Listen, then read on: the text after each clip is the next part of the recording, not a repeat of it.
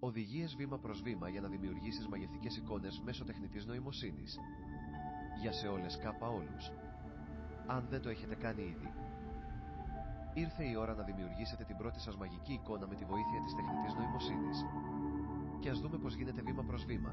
1. Βρίσκετε μια πλατφόρμα δημιουργίας εικόνων με AI όπως αυτήν εδώ.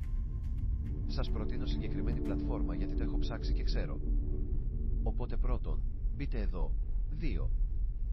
Δημιουργήστε ένα λογαριασμό ή κάντε είσοδο με το λογαριασμό σας Google, προτείνετε η Facebook, ή εγγραφείτε με το email σας. 3. Κάντε κλικ στο κουμπί Create πάνω δεξιά και έπειτα στη νέα οθόνη στα αριστερά στο πεδίο Text Prompt, εισάγετε με απλά λόγια αυτό που θέλετε να δημιουργήσετε. Στην όλη διαδικασία θα βοηθήσει πολύ αν ξέρετε αγγλικά, αλλά ακόμα και αν δεν ξέρετε. Ορίστε μερικά prompts. A magnificent butterfly in a meadow, a playful dog playing with a ball, a majestic sunset from a seashore view, a magical otherworldly landscape. 4. Κάντε κλικ στο κουμπί Create κάτω αριστερά. Βασικά κάντε δοκιμές. Θα έχετε κάποια credits για να αρχίσετε εντελώς δωρεάν. Εγκληματιστείτε λίγο με το περιβάλλον της πλατφόρμας.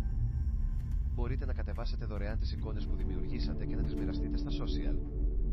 Χωράει πολλή ανάλυση βέβαια, η συγκεκριμένη γεννήτρια εικόνων γαμαγιώτα, αυτό αν σας αρέσει παραμείνετε. Υπάρχουν πολλοί τρόποι για να κερδίζετε δωρεάν credits κάθε μέρα, οπότε γενικά δεν θα σας στοιχήσει τίποτα, απλά καλό είναι να γνωρίζετε αγγλικά. Αυτά.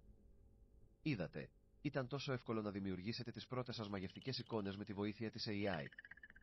Αν έχετε κάποια απορία, παρακαλώ απαντήστε σε αυτό το μήνυμα και ας το συζητήσουμε.